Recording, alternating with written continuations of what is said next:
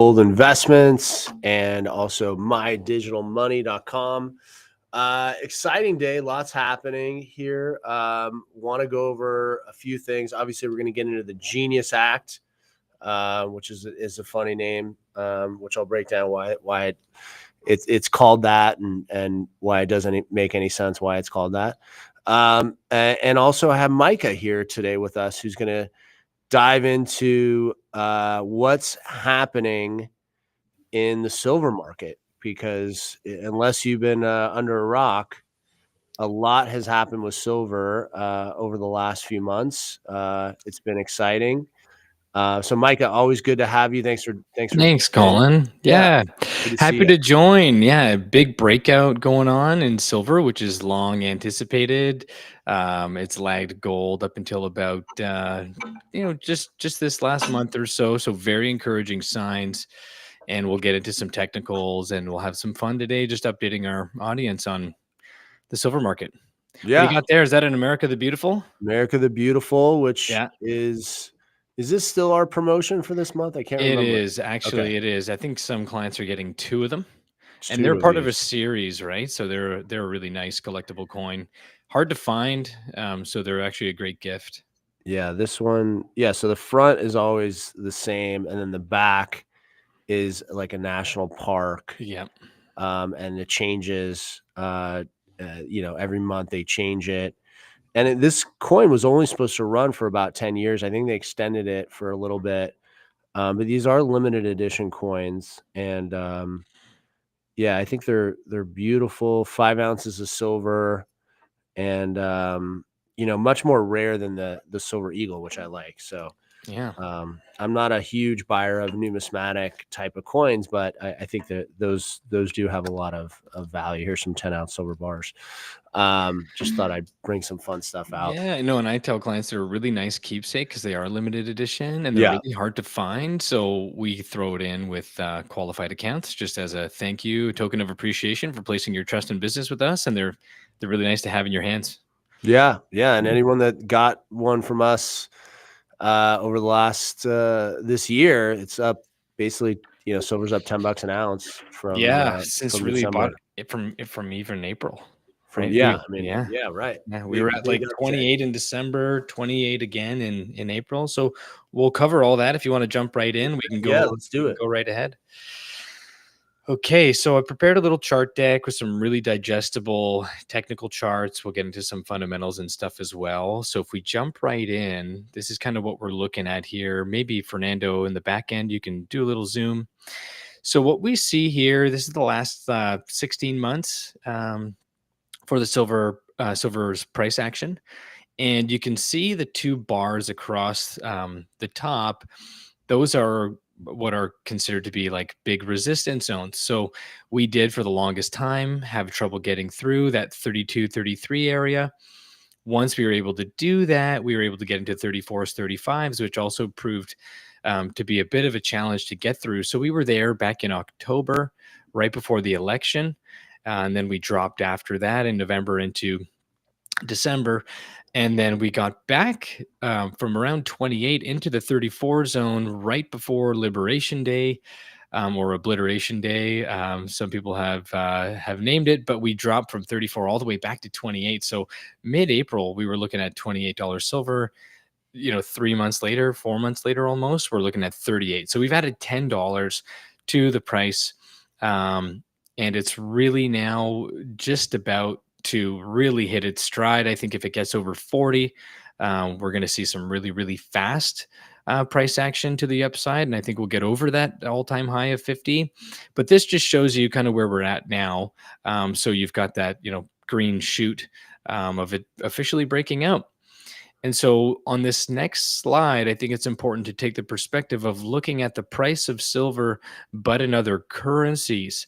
So, of course, we're pricing gold and silver in US dollars, but it's nice to know that it's not just breaking out in dollars, because you can have different dynamics between different currencies.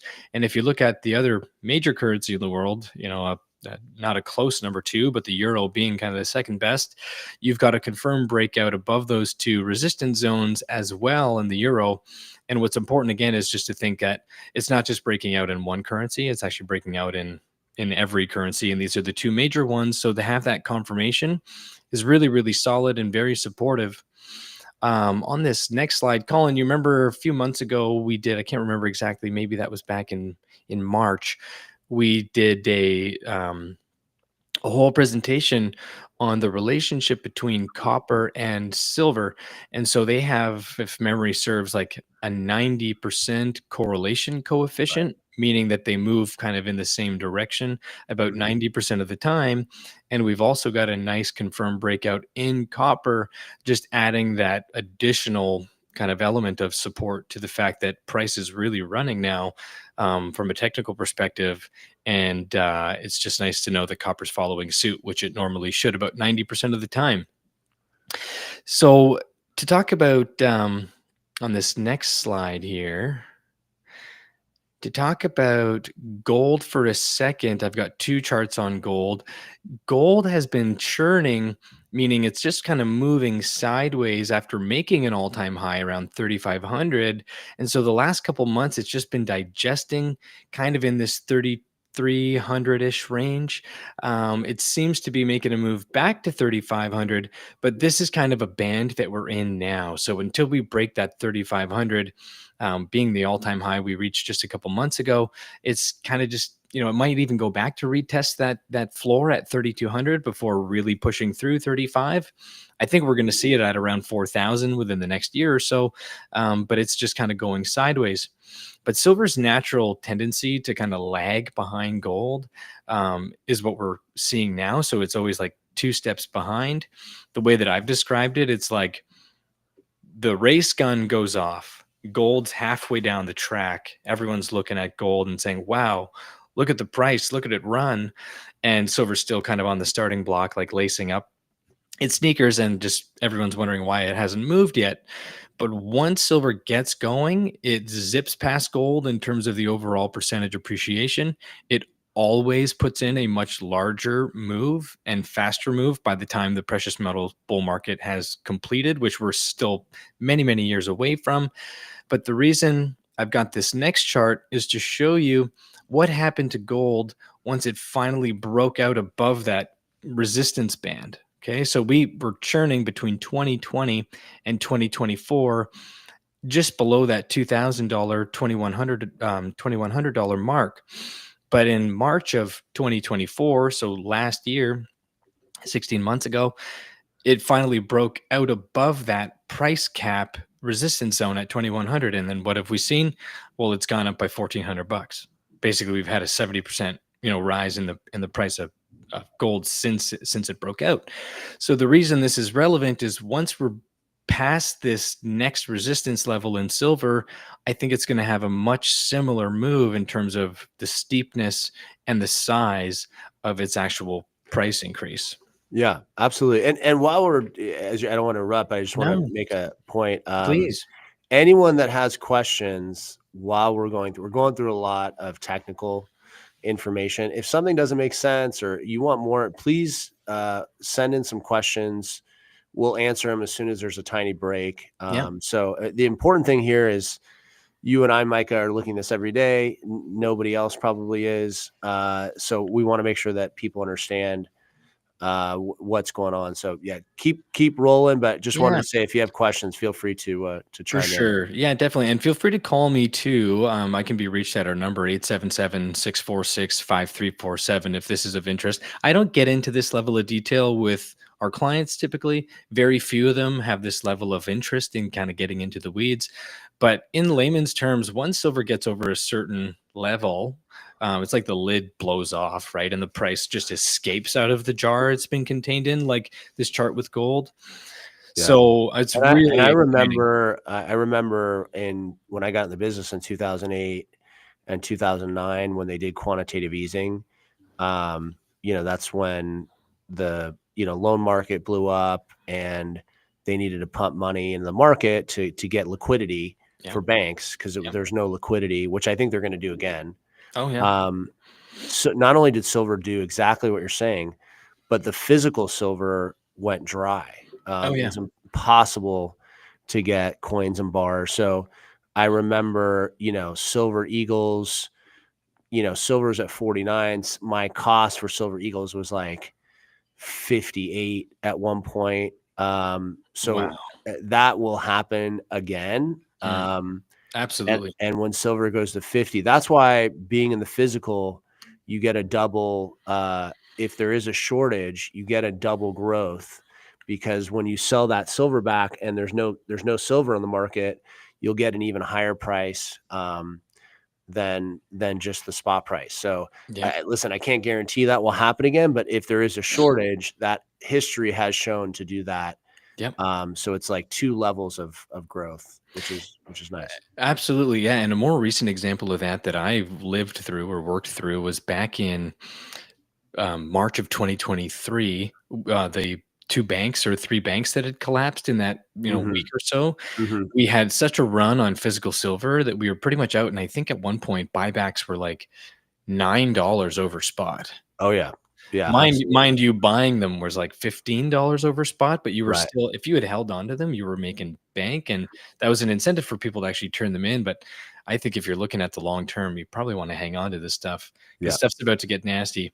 This next, chart, Colin, will actually show to people what you just talked about, just in terms of what happened with the price. So if you look at kind of the far left side of this chart, that big steep rise was actually the post 2008 rally that we had. So the banks had collapsed.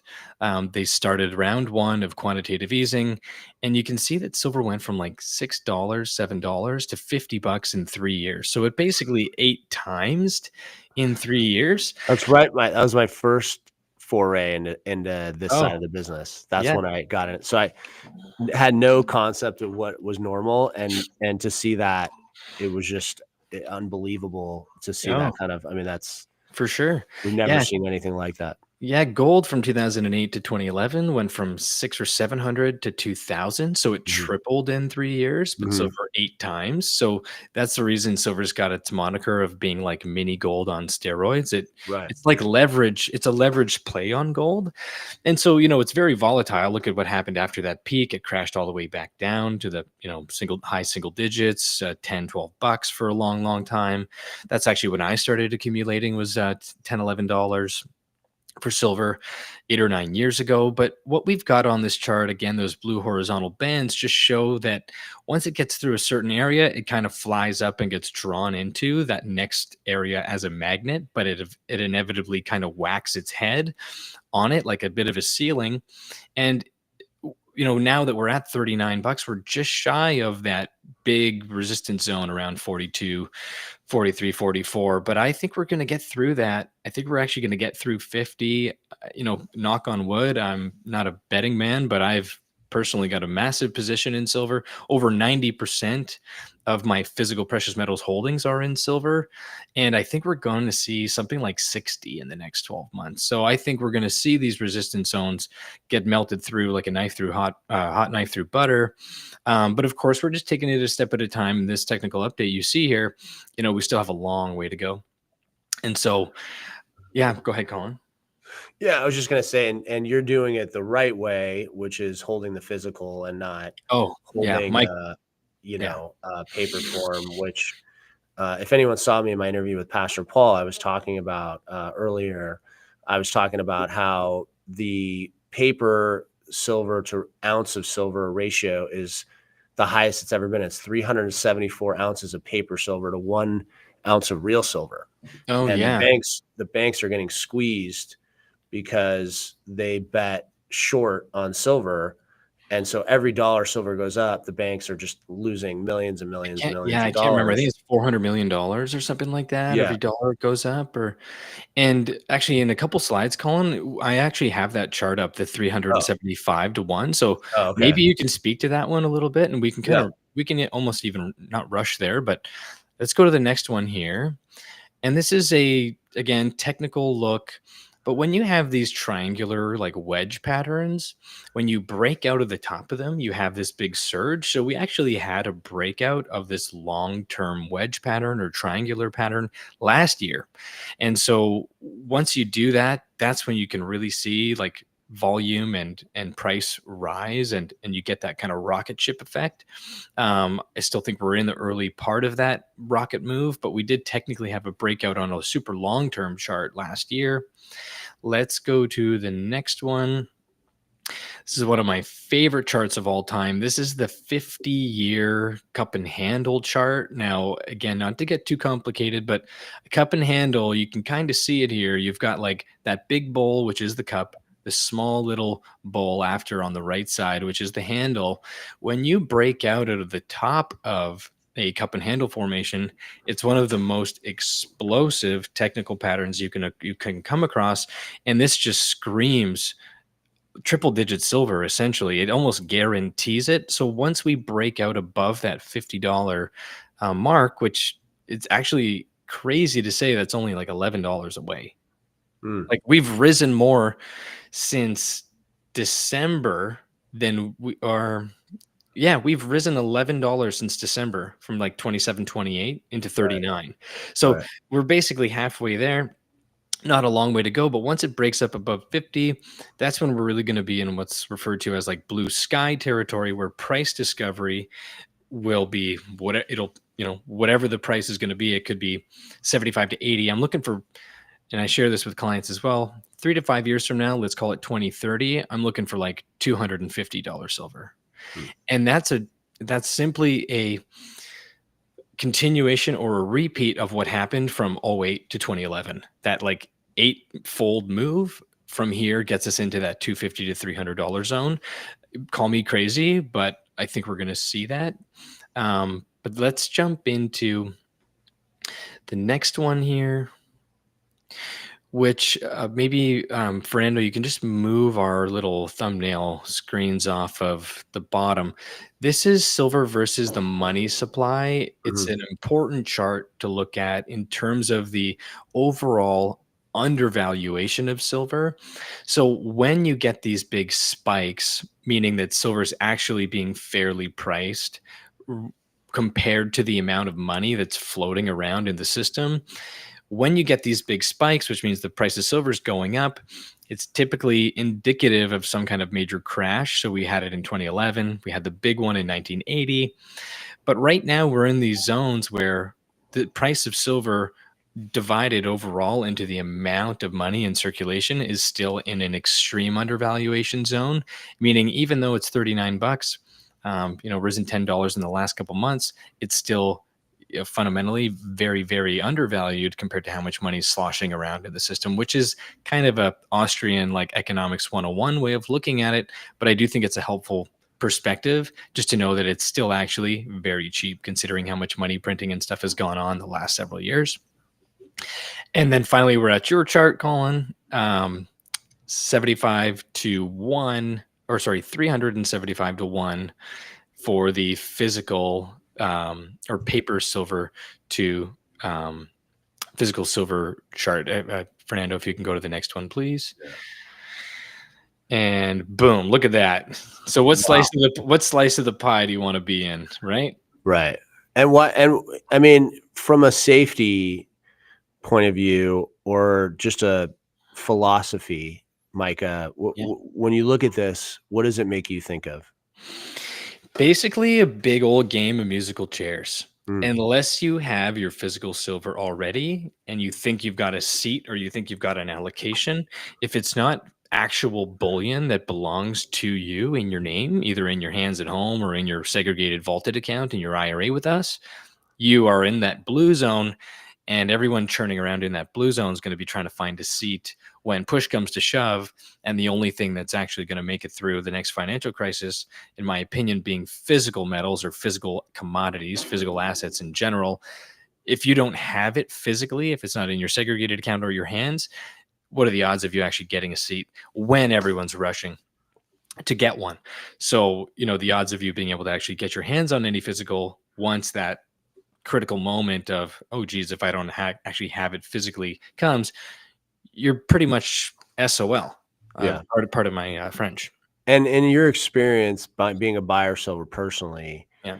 the relative price to spot price, how do you think it compares today than 4 or 5 years ago? Just in terms of like, like the percentage above, oh, you know, yeah, I would say right now you're looking, I mean, you don't for have to give me the exact percentage. What I'm saying is yeah, like no, I'd say, it's look, you're looking at a few dollars over spot for real physical, right? Like you're looking at, it depends on what, but $3, $4, right? So premiums all in out the door. But that's a small price to pay when you think about, again, like the actual scarcity of the metal.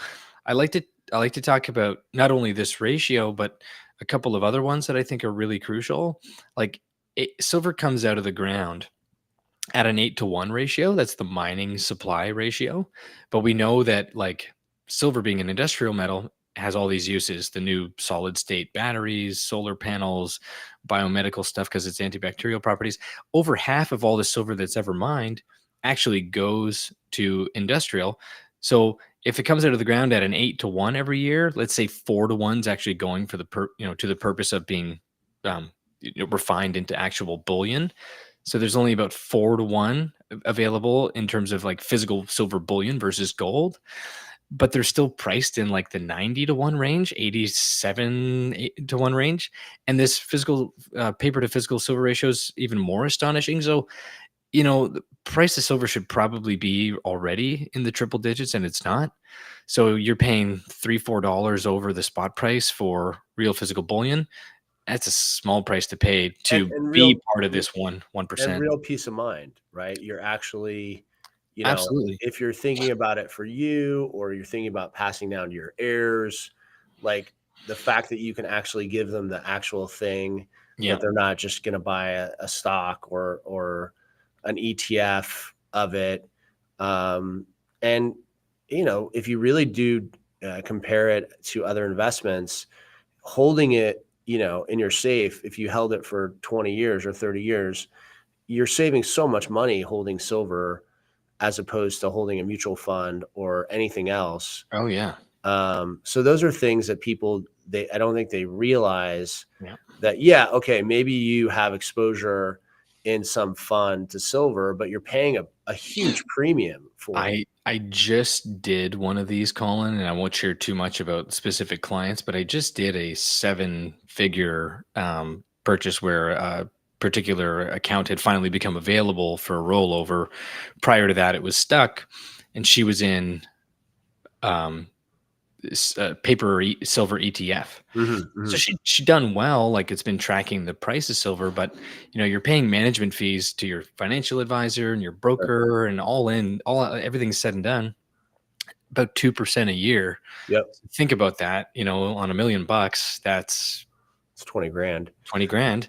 And She you're also not, you don't have the safety because as an individual investor, you're not first in line you're not the first creditor if things went down.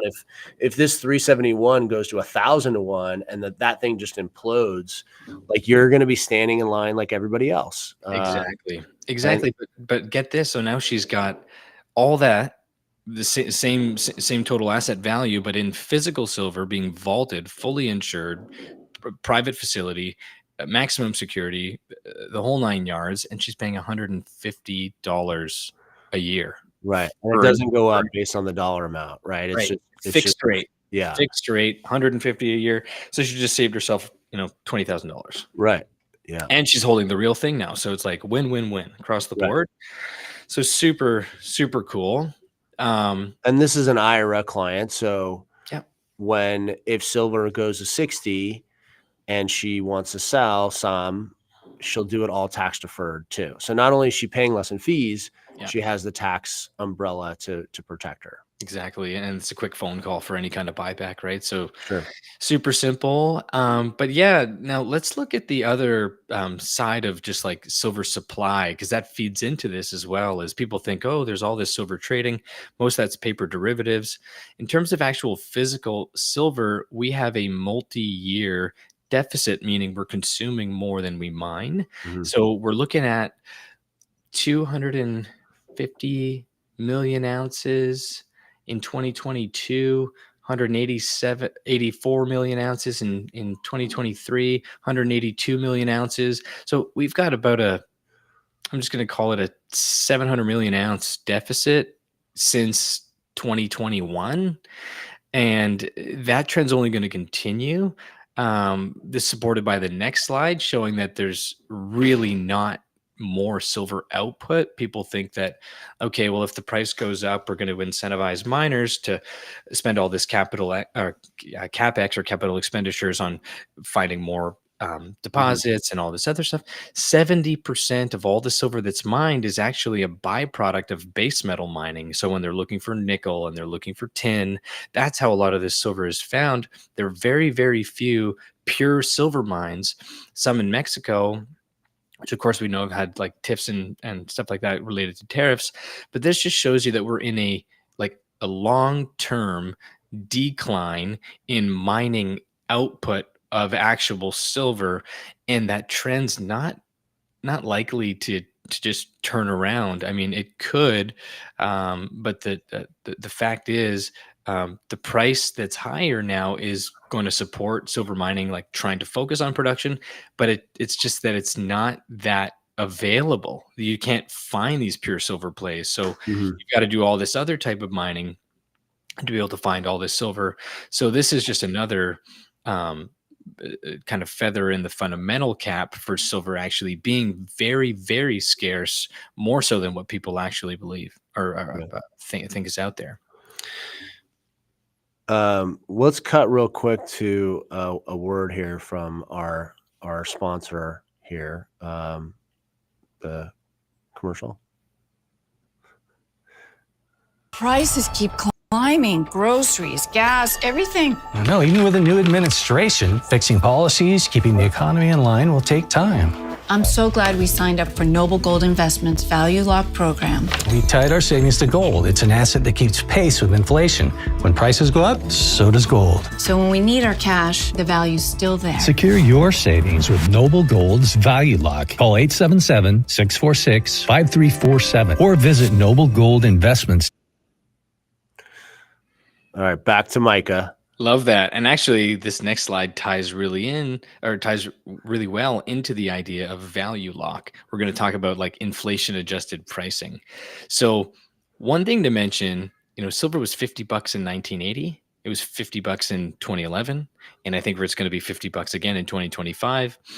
But $50 in index to inflation. So $50 in 1980 today is actually like $200, $197. Is that right? It is. So that's what we see here. And even like, get this, it didn't seem like that long ago, but like $50 in 2011, it's like $71 today, right? That's isn't that unbelievable? unbelievable? It's like a 50% increase in just Yeah. like, what is it? I know it's 14 years now, but it didn't seem that long. Right. But so, $38 silver, like nominally, it is $38 in today's dollars, but that's nowhere near the 1980 high. And I Right. think it's going, I mentioned earlier, $250, $300 silver. I don't rule that stuff out because we have a way worse fundamental picture. Fiscally and economically, there's a more bleak picture as well, I think. But $38 is a steal. Like even to get to $75 would only be matching the price from 2011. And I think we're going probably higher than the 1980 price. But it's just funny how dollars have been devalued so much that $50 in 1980 is $200 today, basically. Mm-hmm. And what other asset is cheaper in 2025 than it was in 1980? Yeah, Like actually, can you think of anything? Like, no. I really can't. Or Japanese real estate, maybe. Okay, that's the only thing. Enron stock. Yeah. So I think that's just another way of kind of looking at the numbers to support the fact that $38 or $39 silver is still extremely cheap on an inflation adjusted basis. This next slide, just quickly talking about the gold to silver ratio. I know a lot of our followers do track this. It's one of the main indicators for whether silver's, overvalued or undervalued. Still in extreme undervalued territory, looking at about an 87-to-1 ratio, meaning 87 ounces of silver costs the same as 1 ounce of gold. That red line across the middle just shows you that the average since 1915 is about 50 to 1, but the Mhm. historical average is 15 to 1. Now, I think we're probably going to something like a 20 to 1. That's my realistic but optimistic range. And at minimum, we get to where we were at the end of 2011. So, global financial crisis occurred. We talked about this earlier. Gold tripled, silver 8 times. We had a 30 to 1 in 2011. Mhm. So we're going back to at least that between now and end of the decade, say, 3 to 5 years, 2030. But I think there's actually a very strong case, having looked at all the fundamentals, for it to go much lower than that. I know there's some kind of sensationalist analysts that talk about like single digits. Not that that's unheard of. In ancient Egypt, it was a 2 to 1 ratio. But we're talking 2,000 years of history. We're probably going down into that 30 to 1, 20 to 1 range. So, not overnight. You just stay in touch with us. I keep all my clients up to speed with where we're at.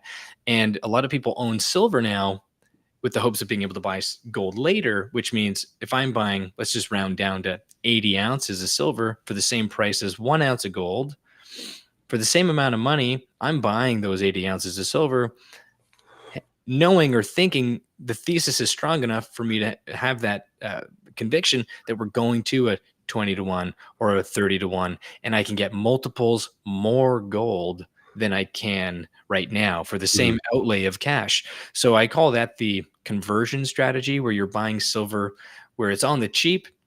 You're going to trade that in for your gold once it actually recalibrates and gets back closer to the mean or the norm, down the road. So there'll be conversions and exchanging opportunities for our clients that buy silver now down the road, and you'll make more money or you'll own more gold, right? Like, Mhm. can't be Mhm. mad at that. Those are the two goals: own as much gold as you can or make as much money as you can.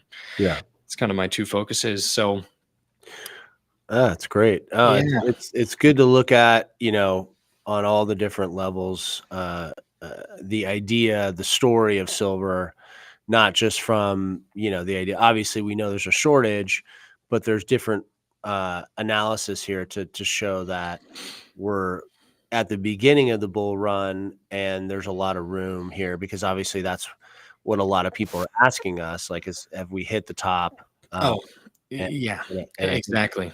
the chart for me that really blows my mind is silver in 1980, same dollars today at 50 is like $200 silver, basically close to $200 silver today. Yep.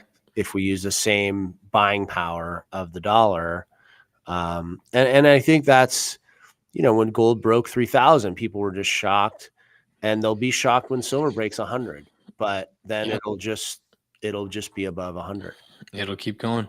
Yeah, and like with any market, when you get toward the end, they can go parabolic. So Mhm. for we're seeing that kind of in the stock market right now. Like, I think we're kind of in the final throes of a stock market bull market, or a equities bull market, where you Mhm. get this little vertical move at the end. We could see silver, I think, go into $500-600 an ounce by the time it's all said and done, but this would be probably early 2030s. So between now and then, $38 in hindsight is going to seem like the time to have just absolutely loaded up. But look, like guys like me, guys like you, been buying for 5-10 years or more, at 11 and $12 silver, where I kind of bought my first ounces at 38. I'm not mad. Sure. I've tripled my initial ounces, but I'm still buying here. Like, I ended Yeah. up buying a huge chunk just actually right before Liberation Day, which I saw that 34 handle and I'm like, okay, great, we're going to 40. Let's get another big tranche. And then Right. we went all the way back down to 28. So, that was a little bit unexpected, but again, now I'm already back up, right?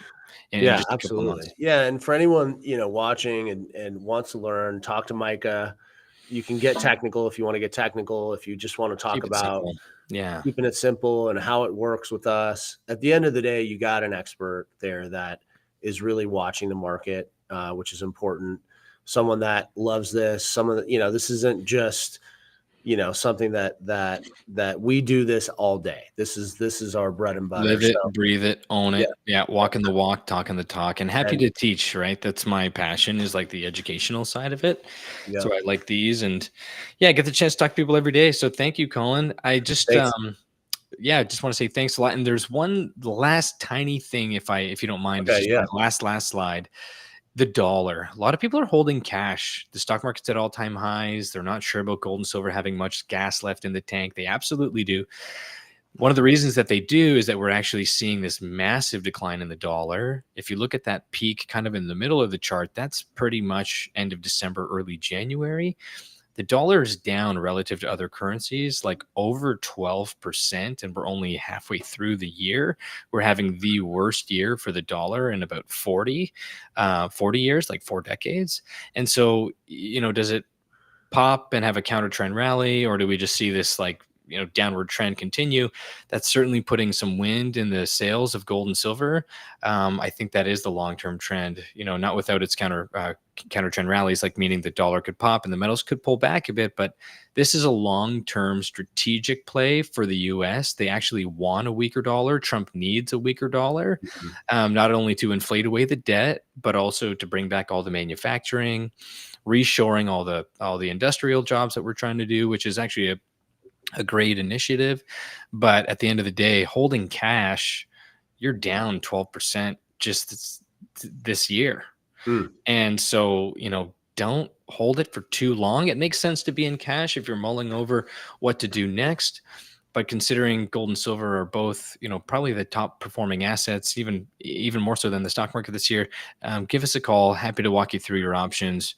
Well, And and I think the thing that that people miss is that they keep the money in the bank, and let's say they're making 4%, but the dollar's down 12%. There's still an yeah, 8% loss in value. exactly. Yeah. So that's why I always say whatever the bank is paying you, you're losing at least double or triple in terms of the value of it, because they're going out to the market and using your money, paying you 4%, and they're going out there and they're making, 30% in silver. They're Credit. making Yeah, 50% in platinum. exactly. And so they're making that arbitrage. So just I think, yeah, you need to have a little bit of money in the bank to pay the bills, but overall, just know whatever's in there, you're losing double, if not triple, the percentage that they're paying you. Yeah. Yeah, exactly. So I'll end with that. Not a great sign for the dollar, but it is great for the metals, and we've got a long time, lot of mileage left in this bull run. So thanks, Colin. Yeah, thanks, Micah. Anyone that wants more information, call Noble Gold, talk to Micah. He knows a lot. He'll help you, and he puts his money where his mouth is. He owns a ton of silver. So again, as always, very detailed, lots of information. Thanks again, Micah. We'll talk soon. Thank you, Colin. See you again. See you next time. All right. So next, we're going to transition into what the title of this live stream was what is the Genius Act? What are we talking about here? Is this what does it do for us? What's important about the Genius Act? I know it talks about crypto, but I wanted to talk to people about it because we were getting questions. It's a new federal law passed mid 2025, and it regulates stablecoins. These are cryptocurrencies pegged to the U.S. Assets like the U.S. dollar or short-term treasury bills. And this is the first time we had some clear and concise rules on what a stable coin is. And they're trying to create some stability in that market because they've had some of these quote unquote stable coins have issues. So the way I would look at it, it's a digital coin. It's always worth $1, and it's backed by like real money, dollars, short-term treasuries, and they're just creating these rules to give it some stability. Now, I will say, as someone that had for a long time, in a way, this is how the dollar was started. It was supposed to be a totally new concept, except that having it backed by gold is a much better stable asset to back any currency. The other reason, and this is the reason that I wanted to discuss it, is I do think it's calling it the Genius Bill is really it's a way to distract people from what it is. It's a way to get people comfortable in buying some type of fiat.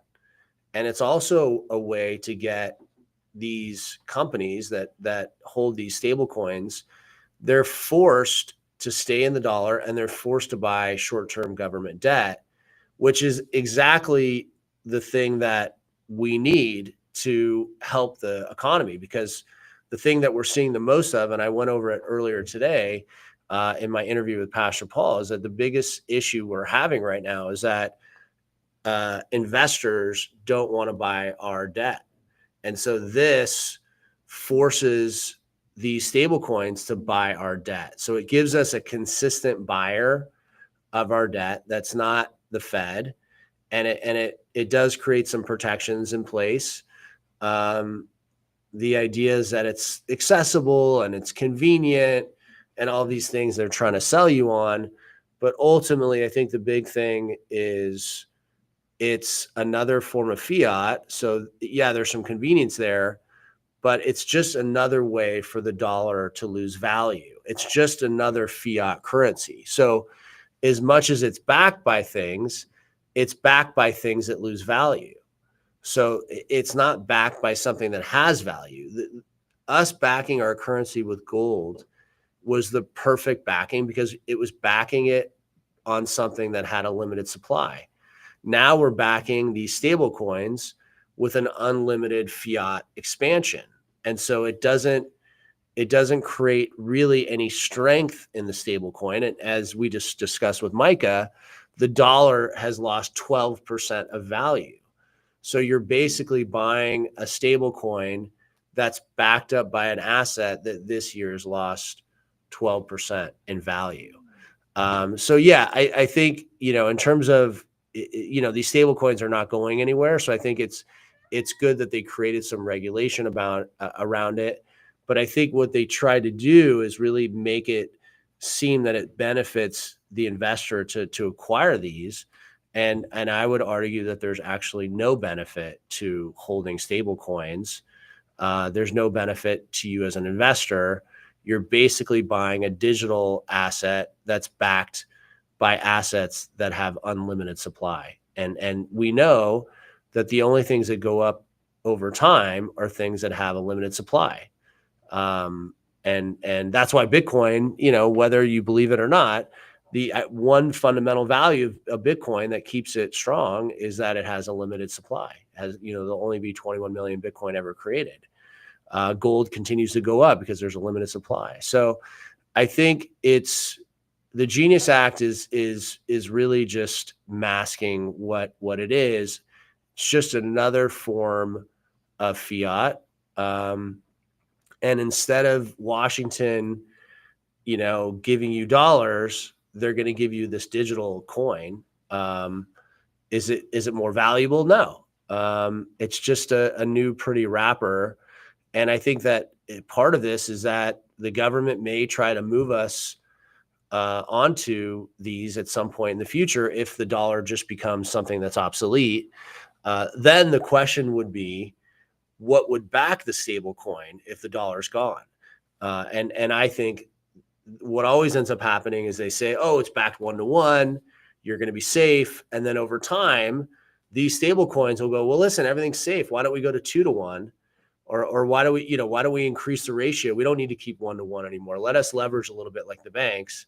And my prediction is that in the future, these things will have leverage behind them and they'll just become the same thing that we're having. So it's a bill that was enacted. It improves the structure of these coins, but the coins in general are not valuable. And it just allows Washington to continue their spending addiction.